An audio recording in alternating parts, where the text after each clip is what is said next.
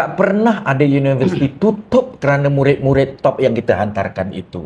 So data itu, orang yang menyatakan begitu saya ucap terima kasih, tetapi secara peribadi dan secara institusi kita tidak punya data yang kukuh untuk membuat konklusi.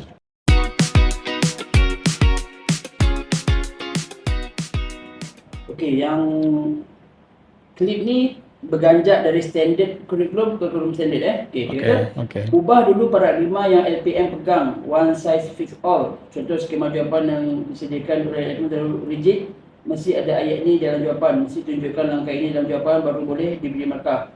Dalam matematik, contohnya walaupun diberikan jawapan sama, tapi langkah penilaian berbeza dengan skema. Komen.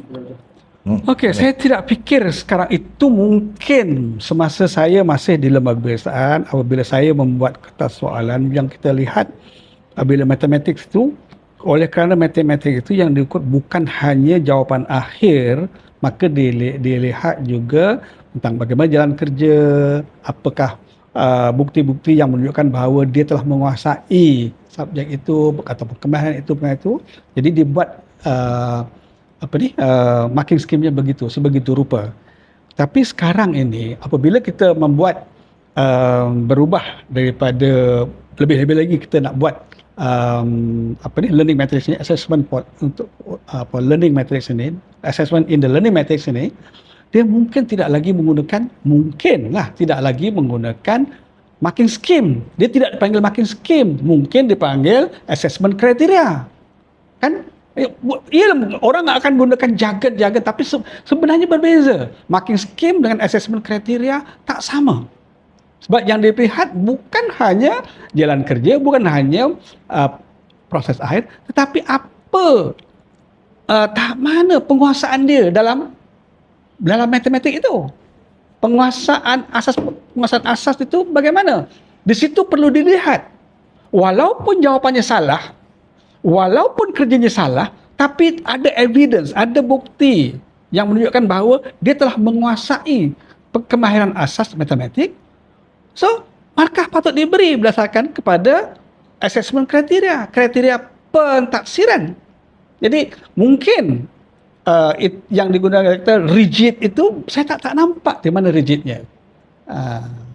Tapi tak tahulah, sebab saya dah tinggalkan lembaga dah 10 tahun. So, sepatutnya tidak lagi rigid dengan melihat jawapan akhir, sebab contohnya kalau dalam lebih lagi dalam kemahiran berfikir aras tinggi. Memang secara bila sebiji durian berharga RM5. Berapakah wang yang perlu dipulangkan kalau Ahmad membeli 5 biji durian dengan duit RM100? Itu soalan yang item yang menguji kemahiran menyelesaikan masalah. Jadi bukan jawapan akhir itu sahaja yang perlu diambil kira untuk pemberian markah, untuk menunjukkan penguasaan. Bagaimana dia approach dia kepada menyelesaikan masalah. Itu sangat penting. Jadi saya tak fikir. So jangan lagi berfikir pada aspek lama lah. Mungkin berubah. Sama ada ibu bapa, sama ada pelajar, ataupun sama ada publik. Saya rasa penelitian soalan ni betul. Betul kalau kita masih duduk dalam dunia soalan jawapan markah. Okay? Dan one size fit all ni ada hubungan dengan standard curriculum. Kalau bukan standard curriculum, lembaganya masih soalan jawapan markah. Kalau itu, dan itu adalah pendekatan yang sangat tradisional. So, kita sarankan supaya ianya boleh berubah menjadi bukannya standard curriculum, tapi curriculum standard. Dan betul, ianya bukan one size fits all lagi. Dan ianya tidak hanya usaha menjawab soalan. Yang menyebabkan murid-murid kita digrill, kalau soalannya ini jawapannya. Sekarang kita sudah bergerak kepada apa benda yang taksir. Apa benda yang disoal, yang kita sebut construct tadi. So mungkin ininya terlalu teknikal, tetapi kita dah shift dah. Kita mungkin tak boleh shift kepada curriculum standard kalau kita tidak pernah tahu apa yang kita bangunkan. So bila kita tahu apa yang kita bangunkan, jawapan yang berbeza-beza berhak mendapat markah yang sama-sama tinggi. Bukan one size fits all lagi. So keputusan saya ialah rakan-rakan yang concern tentang ini mungkin betul, selagi lembaga peperiksaan mengamalkan one size fits all, mungkin curriculum standard tidak boleh dipindahkan daripada standard curriculum. Tapi kalau kita masih standard curriculum lagi, kita tidak mengikutilah perkembangan dunia digital yang Dr. Jamil sebut pada bermula 2016. Sebab dunia digital bukan one size fit all. Kalau ada yang mengatakan bahawa tak sama je lah standard curriculum dan curriculum standard, sebab dalam kurikulum standard pun, kurikulum yang distandardkan sama semua apa ya. Tapi guru-guru diberi kebebasan, guru-guru diberi diberi kebebasan lah, diberi otonomi untuk menyesuaikan konten kurikulum itu dengan keadaan semasa. Ini dijawab oleh Dr. Radin Madudin. Walaupun kandungan kurikulumnya sebegitu rupa, guru-guru diberi kebebasan. Kalau misalnya dalam kurikulum tu katalah tentang kita cerita pasal kereta api kan, di Sabak Benang tak ada kereta api, dia boleh saja kepada kenderaan. Betul. Jadi Betul. itu begitu. Walaupun kita tidak menggunakan kurikulum standard. Saya pernah ada pengalaman mengajar di negara yang mengamalkan kurikulum standard Dr. Jamil. Yeah. So apabila saya nak masuk kelas, saya dikehendaki untuk membina kurikulum saya berdasarkan standard. Tapi saya tidak diminta untuk mengikuti kurikulum yang dikeluarkan oleh jabatan. So itu bentuk bezanya. So saya sebagai seorang guru, saya tengok keupayaan saya applykan standard dan saya come up with the curriculum. So itu bezanya. Iyalah, tak, bagi saya bukanlah kurikulum standard tu lebih baik, yang tak lebih baik, tapi dalam rangka kerja standard kurikulum kurikulum yang distandardkan, betul, masih boleh diubah suai oleh guru. Tapi saya adalah orang yang menyatakan di abad 21 ni Dr. Jamil, janganlah pergi pada standard curriculum lagi. Sebab sangat pelbagai. Kita pergi pada betul. Lebih sesuai kalau kita tukar kepada curriculum standard daripada standard curriculum. Itu pandangan kita lah. Pandangan kita. Mungkin orang lain berhak untuk mempunyai pandangan yang lain. InsyaAllah. Okay, so ni kurikulum hebat tapi tak sampai kepada murid. Ni saya dah klik so dia kata, dan ke nak buat, cakap senang lah, nak buat payah lah. Kalau nak lengkap semua, cikgu jadi tangan sotong. Apa komen? Betul-betul. Cikgu jangan menganggap diri dia sotong, jangan jadi sotong. Bagi saya, guru tetap menjadi guru. Kurikulum sepatutnya signal kepada guru what to teach. Bagi saya. So cikgu sendiri mesti meletakkan diri bukan sebagai sotong. Fine, kesotongan guru itu. So kalau itu boleh kita letakkan, dan okey. Tapi kalau guru mengalah untuk mengikut sahaja, dan yang merana murid lah, sebab gurunya dia jadi sotong. Okay, sebenarnya OT pun dia kata tanya kerana berkongsi idea melalui podcast. Okay, cuma ungkapan yang demikian juga berhati-hati supaya nampak akademik. Apa komen? Yalah, seperti yang kita cerita dalam podcast apa ni, iaitu sebab kita ni boleh kata bukan academician, bukannya pegawai kerajaan lagi, sebab kami ialah pesara. Berhati-hati itu bagi saya sangat penting untuk menjaga ketepatan huraian fakta lah. Kalau kami pakai sembrono, tegar, pakai bentam je, saya rasa kami bimbang, kami tidak mencapai matlamat. Dan satu lagi, walaupun kami dah bersara, masih terikat juga dengan akta rahsia rasmi. Perkara yang akta tetap akta. Sebab saya sign, sebelum saya bersara, saya sign akta rahsia rasmi. Saya tak boleh mendedahkan apa-apa yang sulit. Itu kami terpaksa jaga. Saya minta maaf lah kalau misalnya diminta semua kami nak tembak saja. Itu bukan niat podcast kami lah. Jadi dia ada dua.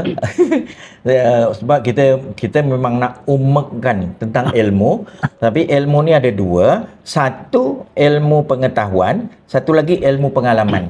Dan dari awal rasanya bertolak daripada 30 tahun pengalaman di lembaga periksaan, yang kita cuba nak bawa kebanyakan adalah ilmu pengalaman yang betul. Kata Uti, ianya mungkin tidak berbentuk akademik. Ianya bukan. Sebab bila akademik mesti ada bukunya. According to. So, kalau Dr. Jamil itu, kita tak according to. Kita menyatakan dari segi pengalaman kita. Dan mudah-mudahan rakan-rakan dari universiti boleh memberikan sorotan akademik. Yang kita boleh berikan sorotan dari segi pengalaman. Mungkin gabungan di antara dua itu akan bermakna kepada masyarakat. Okey, yang ini dia kata, jika ingin bersuara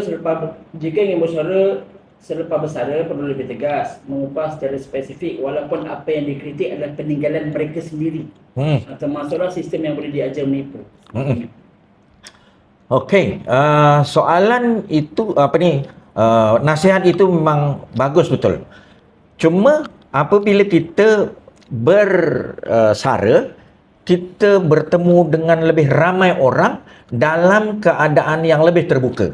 Semasa kita bekerja, kita duduk dalam satu jabatan yang diikat oleh pelbagai peraturan.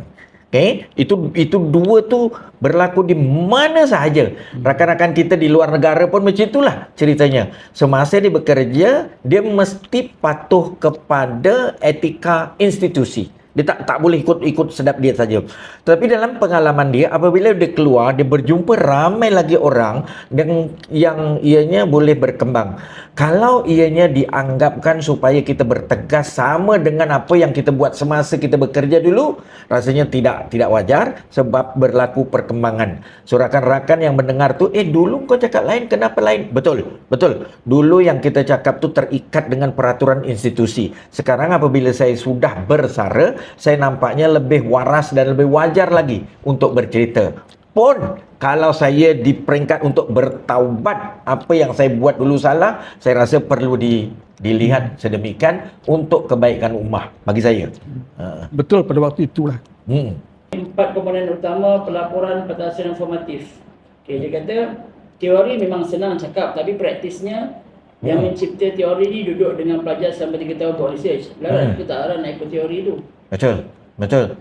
Tapi jangan lupa bahawa orang yang berteori itu dulunya pernah juga berpraktis bersama dengan guru. Sebab kami pun pernah duduk dengan murid, kami pun pernah menjadi guru, dan apabila kita terdedah dengan teori-teori tertentu, rasanya teori itu kena dibawakan sebab ilmu mesti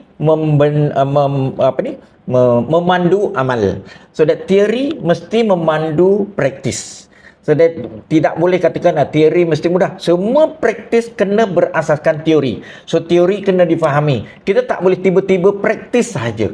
So antara teori and practice, antara ilmu dan amal perlu kita gabungkan sama.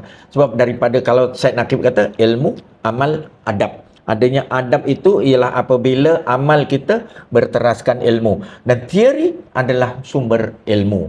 So kita tak boleh kata teori mudah lah, tapi dari segi praktis tak. Praktis kita mesti diikatkan oleh teori bagi saya. Tak boleh praktis sedap-sedap aja. Buat kertas soalan ikut sedap, tak. Buat kertas soalan tu mesti ada teori dia. Okey, apabila kita tentukan cut off senang je, tak. Tentukan cut off mesti ada teori dia. So teori tu memang kadang-kadang susah nak difaham. Tak apa. Kita terus cuba fahamkan dari semasa ke semasa. Jangan terperanjat, ada orang memulakan suatu cerita itu lepas 20 tahun baru dia faham. So it's okay. Tak timbul menipu. Janganlah menipu. Soal menipu tu, kalau taubat yang kita pernah buat salah, okey, tapi menipu tu tidaklah. Dia macam ijtihad lah kan? Ya, Kalau kita bagi of course. Dalam ni tak ada niat untuk menipu tu tak ada. Mereka memang ada niat kita lah kan. Ya. Tapi apa kau dapat kalau Apa menipu dapat? satu bangsa? Tak ada apa-apa. Okey, bagi kata-kata sikit kepada kita punya, sebab sekarang dah jadi influencer. Bagi kata-kata sikit kepada kita punya follower. Boleh berbeza pendapat tapi jangan sampai memaki. Betul. Adab itu penting. Okey? Terutama kita dalam bidang pendidikan. Betul. Ya. Saya pinter dan benar. Itu is important, betul. Pinter dan benar. Kita boleh pandai. Tapi apa maknanya pandai kalau tak betul? Okey? Pandai dan betul. Orang Jawa kata pinter dan benar. Kita bukan pinter sahaja tak benar atau benar saja tak pinter. Dua-dua kena ada. So rakan-rakan yang dikasihi, apabila kita buat ni, ummah ini ialah untuk kita berkocak di kalangan pinter. Tapi pinter saja tidak cukup kalau dia tidak benar. So kita kena jujur, kita kena ikhlas dan kita kena terus menerus berusaha supaya esok kita lebih baik daripada hari ini. So apa yang kita perlu buat is kita terus menerus berbincang tentang ilmu. Bagi kami, kita perlu terus-menerus berbincang tentang ilmu dan dari ilmu tu kita pindahkan pada amal. Mudah-mudahan gabungan ilmu dan amal itu akan melahirkan adab yang betul-betul beradab dalam suatu peradaban yang unggul lah. Mudah-mudahan.